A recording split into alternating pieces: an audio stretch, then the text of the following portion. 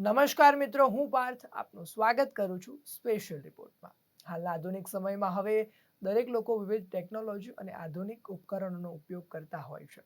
પણ એ ટેકનોલોજી એકંદરે તેમના સ્વાસ્થ્ય અને પર્યાવરણને કેટલું નુકસાન પહોંચાડે છે તે વાતથી કદાચ અજાણ હોય છે. પણ આજે વાત કરવી છે એક એવા વિષય પર જેના પર હાલ સરકાર ઘણું ધ્યાન કેન્દ્રિત કરી રહી છે અને જેનાથી આગામી સમયમાં પર્યાવરણને બચાવી શકાય છે. વાત કરવી છે ગ્રીન એનર્જીની, જે આવનારા સમયમાં વધતા જતા પ્રદૂષણને અટકાવવા માટેનો રામબાણ એલાન છે. વધારે સમય ન લેતા ચર્ચાની શરૂઆત કરી અને ચાલો સમજીએ કે ગ્રીન એનર્જીનો ઉપયોગ શા માટે કરવામાં આવે છે અને તેના ફાયદા શું છે. પણ તે પહેલા જાણી લઈએ કે ગ્રીન એનર્જી શું છે. ગ્રીન એનર્જી એટલે શું? જો તેને સવિસ્તારે સમજીએ તો હાલના સમયમાં કારખાના અને મોટા ઉદ્યોગોમાં વપરાતા ઉપકરણો તેમજ વાહનોમાં જે ઈંધણનો વપરાશ થાય છે તે દરેક સાધનોમાં વિવિધ ઉર્જાના માધ્યમોની જરૂર પડે છે. પણ તે માધ્યમો પર્યાવરણને અને લોકોના સ્વાસ્થ્યને ખૂબ ગંભીર રીતે નુકસાન પહોંચાડે છે. પણ વાત કરવા જઈએ ગ્રીન એનર્જીની, એટલે કે જે ઉર્જા કુદરતી સ્ત્રોતોમાંથી મળે છે તે પર્યાવરણને બચાવે છે અને લોકોના સ્વાસ્થ્ય માટે લાભકારક છે. વધુમાં વાત કરવા જઈએ તો હાલના સમયમાં જે પ્રદૂષણ વધી ગયું છે તો તેના લીધે ઓઝોન સ્તરને પણ ઘણું નુકસાન થઈ રહ્યું છે. તેની સાથે ઇલેક્ટ્રિક ઉપકરણોનો વધુ પડતો ઉપયોગ અને વાહનોના ધુમાડા પણ ઘણા નુકસાન પહોંચાડે છે. ત્યારે કુદરતી સ્ત્રોત એટલે કે હવા, પાણી, સૌર ઉર્જા જેવા વગેરે સ્ત્રોતોમાંથી શક્તિ પેદા કરવામાં આવે છે અને આ શક્તિથી મોટા અત્યાધુનિક મશીનો અને ઉપકરણોને ચલાવી શકાય છે. અને આ કુદરતી સ્ત્રોતોમાંથી મળતી ઉર્જાનો ઉપયોગ કરવાથી પર્યાવરણને પણ બચાવી શકાય છે. અત્યાર સુધી આપણે વાત કરી કે ગ્રીન એનર્જી શું છે અને તેનો ઉપયોગ શા માટે કરવામાં આવે છે. પણ તેની સાથે એ પણ જાણવું જરૂરી છે કે મુખ્યત્વે કયા એવા સ્ત્રોત છે જેમાંથી ઉર્જા પ્રાપ્ત થાય છે અને ગ્રીન એનર્જીને પ્રોત્સાહન આપવાથી શું ફાયદા થશે તેને પણ સમજી લઈએ. ગ્રીન એનર્જી ઉત્પન્ન કરવાના મુખ્ય સ્ત્રોતોની વાત કરવા જઈએ તો સૌર ઉર્જા, પવન ઉર્જા, હાઇડ્રો પાવર, જીઓથર્મલ ઉર્જા, બાયો એનર્જીનું નામ મોખરે આવે છે. એટલે કે આ બધા સ્ત્રોતોમાંથી વધુને વધુ ઉર્જા ઉત્પન્ન કરવામાં આવે છે. ત્યારે ઉર્જાના મુખ્ય સ્ત્રોત એવા સૌર ઉર્જા વિશે જાણી લઈએ. સૌર ઉર્જા એ ગ્રીન એનર્જીનો સૌથી લોકપ્રિય અને વિકાસશીલ સ્ત્રોત છે. આ ઉર્જા સૂર્યપ્રકાશમાંથી સીધો વીજળી કે તાપ ઉપજાવવામાં ઉપયોગી થાય છે. તેનો મુખ્ય લાભ એ છે કે શુદ્ર અક્ષય અને પર્યાવરણ પ્રેમી ઉર્જા છે. સૌર ઉર્જા સૌર પેનલ્સથી મળે છે અને સૌર પેનલ્સ જેને પીવી પેનલ્સ પણ કહેવાય છે એ ઉપકરણ છે જે સૂર્યના પ્રકાશને સીધો વીજળીમાં ફેરવે છે. સૌર પેનલ્સમાં સિલિકોનથી બનેલી સેલ્સ હોય છે. જ્યારે સૂર્યની કિરણો આ સેલ્સ પર પડે છે ત્યારે ફોટોવોલ્ટેઇક અસર થકી વીજળીનું ઉત્પન્ન થાય છે. આ વીજળી પહેલેથી ડીસી સ્વરૂપમાં હોય છે, તેને પછી ઇન્વર્ટર દ્વારા એસીમાં ફેરવીને ઘરો, ઓફિસ કે ઉદ્યોગોમાં તેનો ઉપયોગ કરવામાં આવે છે. તેની સાથે લોકો સૌર ઉર્જાનો વધુમાં વધુ ઉપયોગ કરે તે માટે સરકાર રૂફટોપ સોલર સ્કીમ હેઠળ લોકોને સબસિડી આપે છે. અને સૌર ઉર્જાને વધુને વધુ લોકો સુધી પહોંચાડવા માટે રાજસ્થાન, ગુજરાત, તમિલનાડુમાં સોલર પાવર પ્લાન્ટ કાર્યરત છે. સૌર ઉર્જાનો ઉપયોગ કરવાથી ઘણા બધા ફાયદા પણ થાય છે, જેમાં કોઈ હાનિકારક ધુમાડા અને વાયુ ફેલાતા નથી.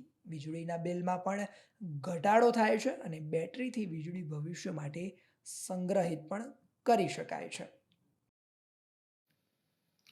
હવે એક નજર પવન ઉર્જા પર પણ કરી લઈએ કે કેવી રીતે પવન ઉર્જાનો ઉપયોગ કરવામાં આવે છે. પવન ઉર્જાનો ઉપયોગ કરવાથી શું ફાયદા થાય છે તેના પર વિસ્તારે ચર્ચા કરી લઈએ.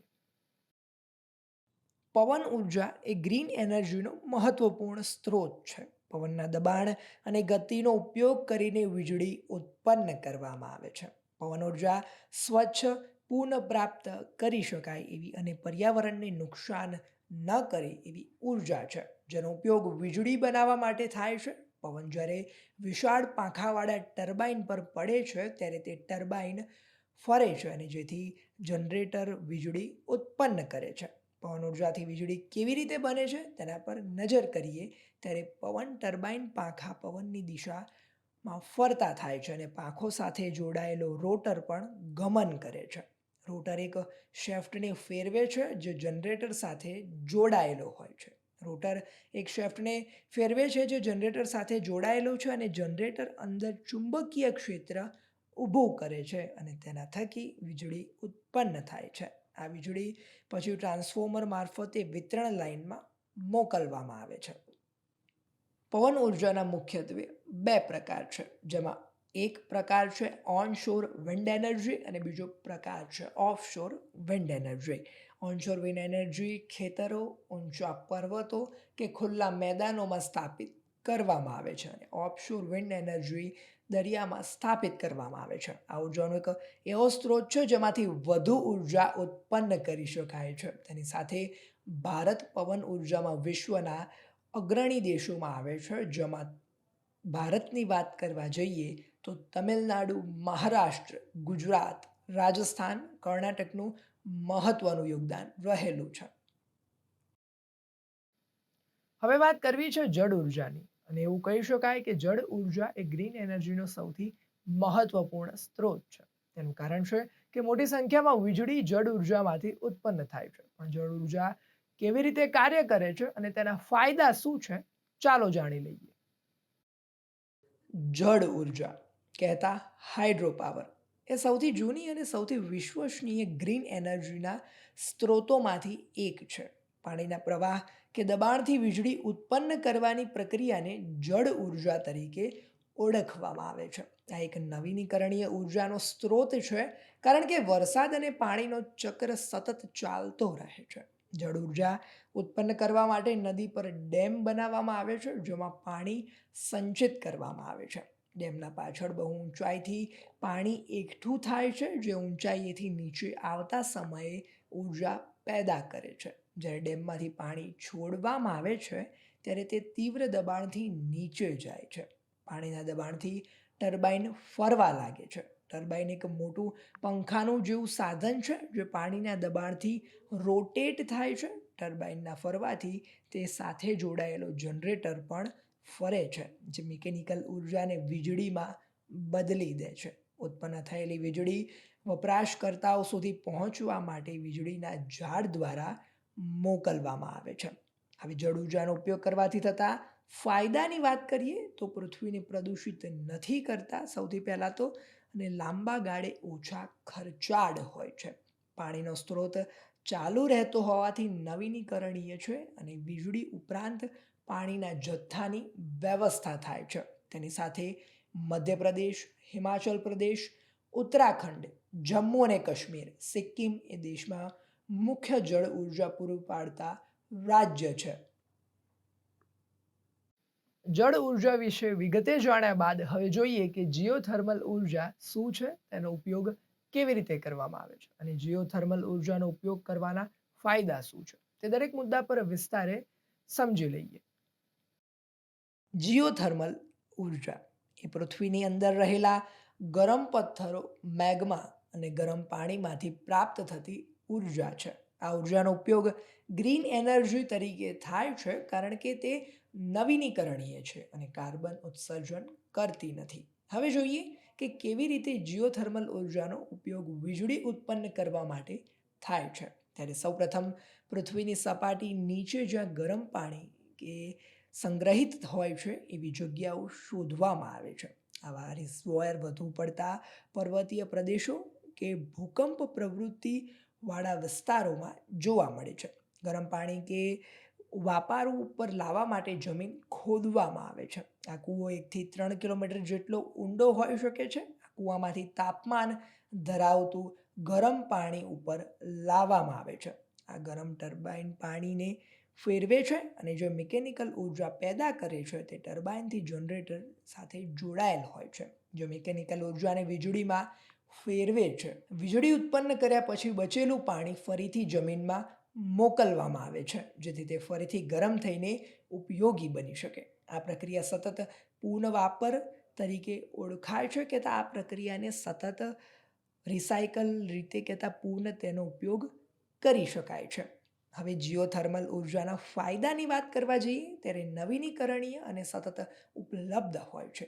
પર્યાવરણ મૈત્રી કહેતા ઓછું પ્રદૂષણ પણ ફેલાવે છે. ઓછી અવાજવાળી પ્રક્રિયા એટલે કે ધ્વનિ પ્રદૂષણથી પણ તે મુક્ત હોય છે. તે ધ્વનિ પ્રદૂષણ ફેલાવતી નથી અને લાંબા ગાળે ટકાઉ અને ખર્ચ બચાવે છે.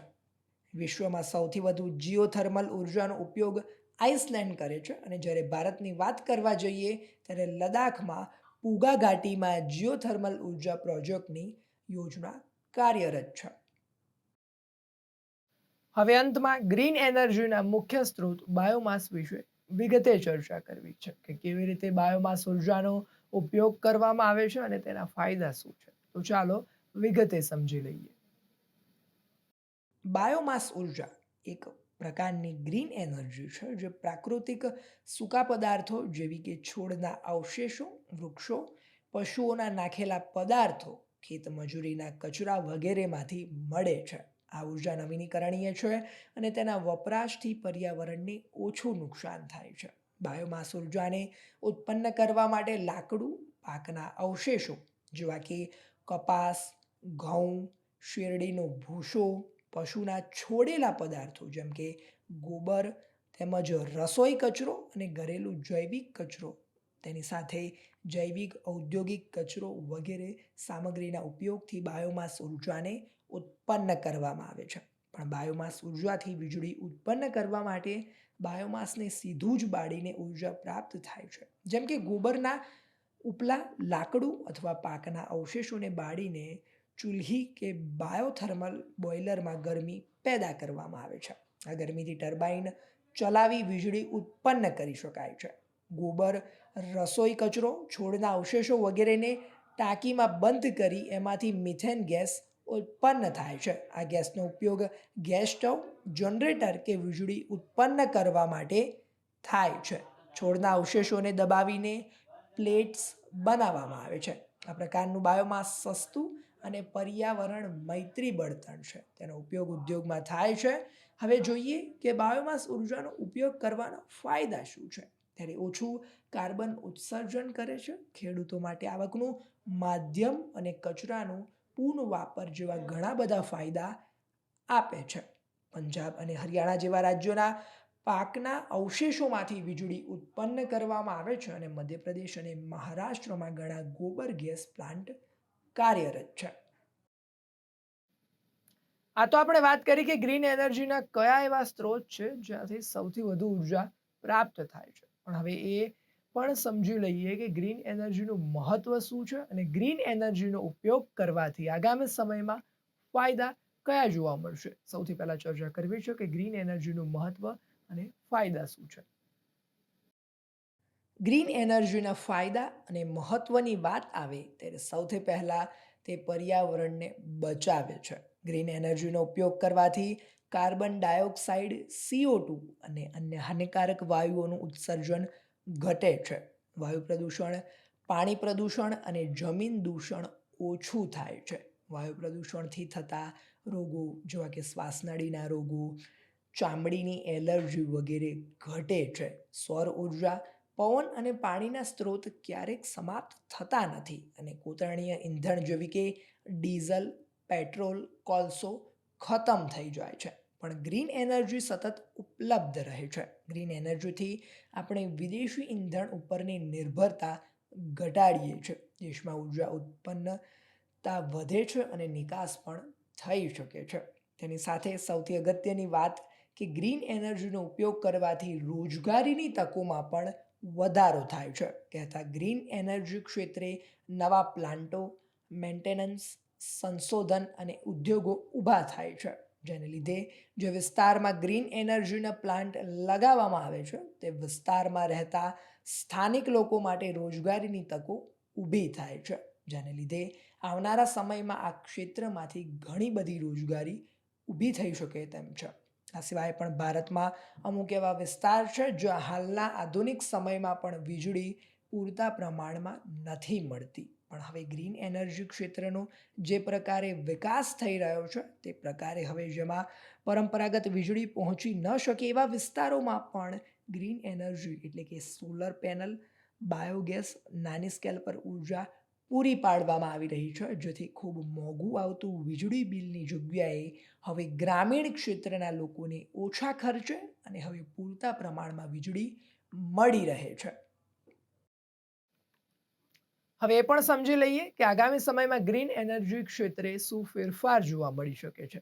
તેની સાથે હાલ જે પ્રમાણે આધુનિક યુગમાં વિવિધ હાઈ પ્રોફાઇલ ટેકનોલોજી ધરાવતા સાધનોનો વપરાશ વધી રહ્યો છે અને નવા નવા સાધનો બજારમાં આવી રહ્યા છે, તેવામાં આગામી સમયમાં વીજ પુરવઠાની વધુ જરૂર પડી શકે છે. તેને પણ ગ્રીન એનર્જી કેવી રીતે કાર્ય કરશે તેના પર પણ ચર્ચા કરવી છે. તો ચાલો સમજી લઈએ કે કેવી રીતે ગ્રીન એનર્જી આગામી સમયમાં ઉપયોગી નીવડશે.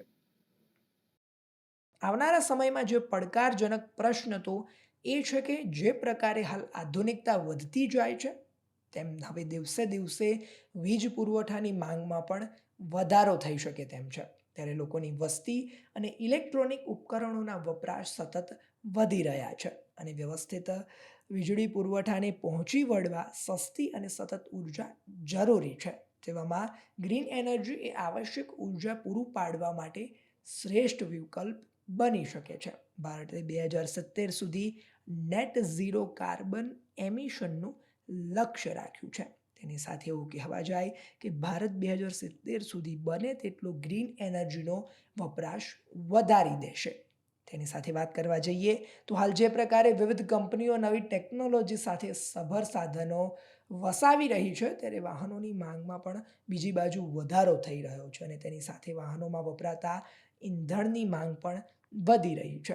જે રીતે પેટ્રોલ અને ડીઝલના ભાવ સતત વધી રહ્યા છે, તેમાંથી બહાર આવવાનું એકમાત્ર વિકલ્પ છે ગ્રીન એનર્જી એટલે કે પેટ્રોલ અને ડીઝલના જે ભાવ વધી રહ્યા છે અને ભારત દેશની જે આવક છે તે વિદેશમાં જઈ રહી છે, તેને રોકવા માટે જો ગ્રીન એનર્જીનો ઉપયોગ કરીએ અને ઇલેક્ટ્રિક સાધનોનો ઉપયોગ કરીએ, ઈવી સાધનોનો ઉપયોગ કરીએ તો આપણે ગ્રીન એનર્જી ક્ષેત્રે ઘણો વિકાસ કરી શકીએ છીએ અને જે ભારતની આવક બહારના દેશોમાં જાય છે તેને રોકી શકીએ છીએ.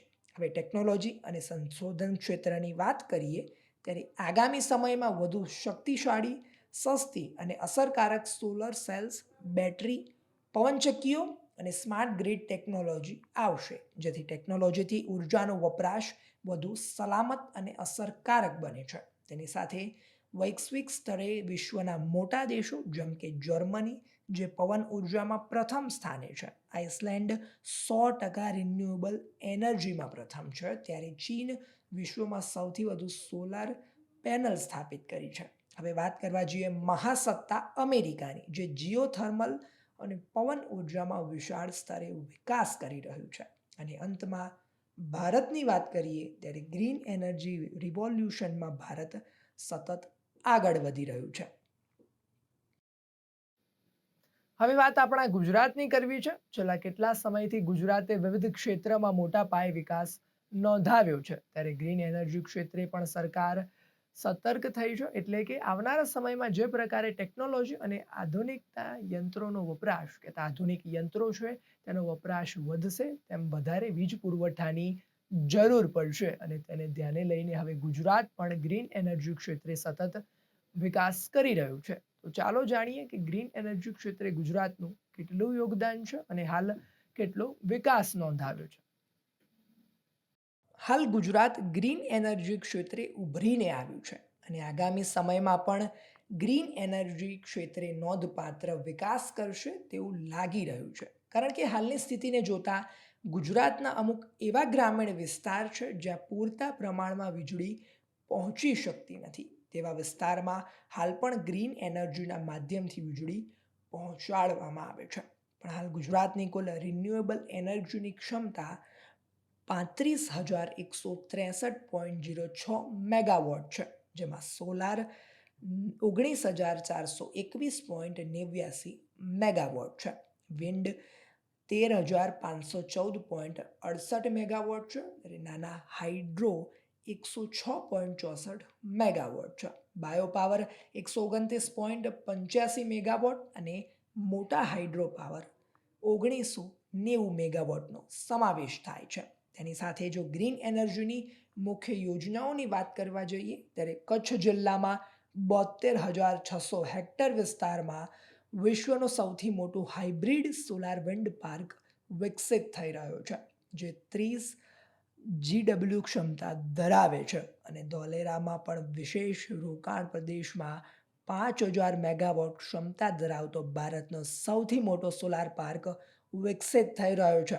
વધુમાં વાત કરવા જઈએ તો જામનગરમાં રિલાયન્સ ઇન્ડસ્ટ્રીઝ દ્વારા 75,000 કરોડના રૂપિયાનું રોકાણ સાથે સોલાર પેનલ, બેટરી અને હાઇડ્રોજન ઉત્પાદન માટે ગીગા ફેક્ટરી સ્થાપિત થઈ રહી છે. હવે જો આવનારા સમયની વાત કરવા જઈએ તો ગુજરાતે 2030 સુધીમાં કુલ 100 GW રિન્યુએબલ એનર્જી ક્ષમતા પ્રાપ્ત કરવાનો લક્ષ્ય રાખ્યો છે અને ઉદ્યોગોને round the clock clean energy પુરવઠો માટે બેટરી સ્ટોરેજ સિસ્ટમ વિકસાવવામાં આવશે. તેની સાથે હાઇડ્રોજન ઉત્પાદન અને સ્ટોરેજ માટેની ઇન્ફ્રાસ્ટ્રક્ચર વિકસાવવામાં આવશે. અને વધુમાં જણાવીએ તો ગુજરાતના 1600 કિલોમીટર લાંબા દરિયાકાંઠે ઓફશોર વિન્ડ એનર્જી પ્રોજેક્ટ્સ વિકસાવવામાં આવશે. હવે એ પણ જાણવું જરૂરી છે કે બીજા રાજ્યોની તુલનામાં ગુજરાત ગ્રીન એનર્જી ક્ષેત્રે કેટલો વિકાસ કરી રહ્યું છે અને એ પણ જાણીશું કે બીજા રાજ્ય ગ્રીન એનર્જીને પ્રોત્સાહન આપવામાં કેટલા તત્પર છે. સૌથી પહેલા ગુજરાતની વાત કરીએ ત્યારે ગુજરાતે 50,000 મેગાવોટથી વધુની કુલ ઉર્જા ક્ષમતા હાંસલ કરી છે, જેમાંથી 54% પુનઃ પ્રાપ્ત ઉર્જા સ્ત્રોતોમાંથી આવે છે. તેની સાથે 11,822 મેગાવોટની સ્થાપિત ક્ષમતા સાથે ગુજરાત દેશમાં વિન્ડ એનર્જીમાં અગ્રણી રાજ્ય છે. જ્યારે રાજસ્થાનની વાત કરવા જઈએ ત્યારે 22,031 મેગાવોટની સોલાર પાવર ક્ષમતા સાથે રાજસ્થાન સોલાર પાવર ક્ષેત્રે અગ્રણી રાજ્ય છે. કર્ણાટક પણ આરઈ ક્ષેત્રે કર્ણાટકનું મહત્વપૂર્ણ સ્થાન રહ્યું છે, પરંતુ ગુજરાતની કુલ આરઈ ક્ષમતાની તુલનામાં થોડું નાનું છે અને તમિલનાડુ પણ વિન્ડ એનર્જી ક્ષેત્રે મહત્વપૂર્ણ રાજ્ય છે, પરંતુ ગુજરાતની વિન્ડ પાવર ક્ષમતાની તુલનામાં થોડું નાનું છે. આજે ચેનલના માધ્યમથી હું આપ સૌ શ્રોતા મિત્રોને રિન્યુએબલ એનર્જી સેગમેન્ટના જે ગુજરાતની અંદર અચીવમેન્ટ છે અને આગામી દિવસોની અંદર ગુજરાત ભારતની અંદર રિન્યુએબલ એનર્જી સેક્ટરે કઈ રીતે અગ્રેસર બનશે એ વિશે થોડા સ્ટેટિસ્ટિક્સ સાથે અને એ વિશે તમને માહિતી આપી થોડી ચર્ચા કરવા માટે તમારી સાથે જોડાણો છું.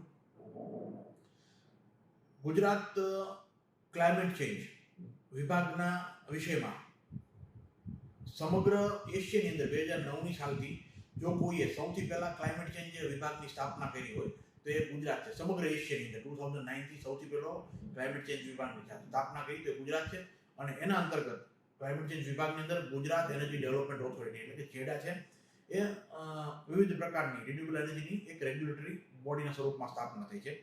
આની સાથે ગુજરાત સમગ્ર ભારતભરની અંદર રિન્યુએબલ એનર્જી કેપેસિટીમાં 35.16 ગીગાવોટ સાથે આખા ભારતની રિન્યુએબલ એનર્જી જે કેપેસિટી છે એનું 15.7% જેટલું ભારતની અંદર યોગદાન આપે છે. એ આપણા ગુજરાત માટે ખૂબ જ ગૌરવની વાત છે. Apart from that wind energy એટલે કે પવન ઉર્જાની અંદર વિન્ડમિલ ઇન્સ્ટોલેશન કેપેસિટી સાથે સમગ્ર ભારતનું સૌ પ્રથમ રાજ્ય બન્યું છે. 13.51 ગીગાવોટ ઇન્સ્ટોલ કેપેસિટી સાથે ઓફશોર વિન્ડ એટલે કે દરિયાથી થોડા ડિસ્ટન્સ ઉપર તમે ઘણી જગ્યાએ વિન્ડમિલ એટલે કે પવનચક્કી ઇન્સ્ટોલ થયેલી જોતા હશો. આ પાવર જનરેશનની અંદર પણ 2 gigawatt offshore wind project gulf of Khambhat આપણો જે ખંભાતનો અખાત છે એની અંદર ઇન્સ્ટોલ થયો છે અને 2 ગીગાવોટ જેટલી એનર્જી અત્યારે હાલની અંદર પ્રોડ્યુસ કરે છે. સોલાર ઇન્સ્ટોલ કેપેસિટીમાં આપણે સમગ્ર ભારતભરની અંદર બીજા નંબર ઉપર એટલે ગુજરાત ભારતની અંદર બીજા નંબરનું રાજ્ય છે. 19.42 ગીગાવોટ કેપેસિટી સાથે ગ્રીન હાઇડ્રોજન મેન્યુફેક્ચર એ પણ અત્યારે ફ્યુચરમાં એક ફ્યુચર એનર્જી નો એક આપણા માટે સોર્સ છે ગ્રીન હાઇડ્રોજન. એની અંદર land policy for green hydrogen મેન્યુફેક્ચરિંગના અંતર્ગત 1.99 lakh hectares of the identified land છે એ upcoming policy for green hydrogen માટે પ્રસ્થાપિત થઈ જેને પણ સરકાર તમને સારી ફેસિલિટી આપે છે. જણાવતા ન થાય અત્યારે તમે જોતા હશો છેલ્લા 5 વર્ષની અંદર તમારી આજુબાજુના કોઈ મકાનો હોય તમારું મકાન હોય સૌર ઉર્જા આપણા જે ઇલેક્ટ્રિસિટી રિક્વાયરમેન્ટ આપણા જે ઘરની આપણી ફેક્ટરીની આપણા કોમર્શિયલ પ્રીમાઇસીસની જે ઇલેક્ટ્રિસિટી રિક્વાયરમેન્ટ હતી ક્યાંક ને ક્યાંક આપણે ઇન્સ્ટોલ સોલાર રૂફટોપના માધ્યમથી પૂર્ણ કરી રહ્યા છીએ. ઇન્સ્ટોલ સોલાર રૂફટોપ ઇન્સ્ટોલેશનમાં સમગ્ર ભારતની અંદર ગુજરાત પ્રથમ ક્રમે, એટલે કે 5 ગીગાવોટ ઇન્સ્ટોલ કેપેસિટી સાથે ભારતની અંદર ગુજરાત પ્રથમ ક્રમે છે. Apart from that emission trading સ્કીમમાં પણ Gujarat first cap trade market, એટલે વર્લ્ડની અંદર પહેલું કેપિટલ ટ્રેડ માર્કેટ છે જેને અચીવ કર્યું છે. સૌથી પહેલાં વાત કરવા જઈએ તો ખેડૂતોની, ત્યારે સરકાર દ્વારા ખેડૂતોની પીએમ કુસુમ યોજના અંતર્ગત સહાય આપવામાં આવે છે. કૃષિ ક્ષેત્રે સોલાર પંપો દ્વારા પાણીની ઉપલબ્ધતા અને વીજળીની સપ્લાય સુનિશ્ચિત કરવા માટે સરકાર ખેડૂતોને સહાય પૂરી પાડે છે. ખેડૂતોને સોલાર પંપો પર 70% સુધીની સહાય આપવામાં આવે છે. રાજ્ય સરકારે ડિસેમ્બર 2024 સુધીમાં 7,700થી વધુ સોલાર પંપો સ્થાપિત કર્યા છે અને ₹218 કરોડથી વધુની સહાય વિતરિત કરી છે અને 2026 સુધીમાં 12,382 સોલાર પંપો સ્થાપિત કરવાનું લક્ષ્ય નક્કી કર્યું છે, જે દર્શાવે છે કે ખેતી ક્ષેત્રે ગ્રીન એનર્જીનો ઉપયોગ કરવાથી સતત વિકાસને સરકાર આગળ વધારી રહી છે. તેની સાથે ઘર ઘર સુધી વીજળી પહોંચાડવા માટે સરકારે પીએમ સૂર્યઘર મુફત વીજળી યોજનાની શરૂઆત કરી છે. કારણ કે ગુજરાતમાં હાલ પણ અમુક એવા વિસ્તાર છે જ્યાં પૂરતા પ્રમાણમાં વીજળી નથી મળતી, ત્યારે ગુજરાતના ખૂણે ખૂણામાં વીજળી પહોંચાડવા માટે સરકારે ગ્રીન એનર્જી ક્ષેત્રે ધ્યાન કેન્દ્રિત કર્યું છે. લોકો સોલર પેનલનો ઉપયોગ કરે અને દરેક ઘરમાં પૂરતા પ્રમાણમાં વીજળી મળી રહે તે માટે સરકાર યોજના અંતર્ગત સહાય પૂરી પાડશે, જેનાથી આજ પણ અમુક એવા વિસ્તાર છે જ્યાં પૂરતા પ્રમાણમાં વીજળી નથી મળતી. હવે તેવા વિસ્તારોમાં પણ સોલાર પેનલની મદદથી પૂરતા પ્રમાણમાં વીજળી મળી રહેશે. તો આપણે ગ્રીન એનર્જી વિશે વિસ્તારે ચર્ચા કરી અને ગ્રીન એનર્જીનું મહત્વ, તેના ફાયદા અને કેટલીક સહાય મળે છે જેવા વગેરે મુદ્દાને સમજ્યા. તો બસ હાલ કાર્યક્રમમાં આટલું જ. ફરી મળીશું એક નવા વિષય સાથે. ત્યાં સુધી મને રજા આપો. નમસ્કાર.